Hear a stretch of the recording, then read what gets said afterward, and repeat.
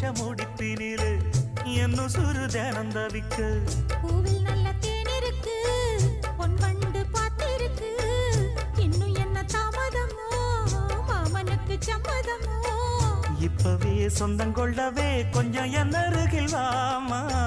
சந்தைக்கு வந்த கிடி சாட சொல்லி பேசுதடி சந்தைக்கு வந்த மச்சான் சாட சொல்லி பேசுவதே முத்தம்மா முத்தம்மா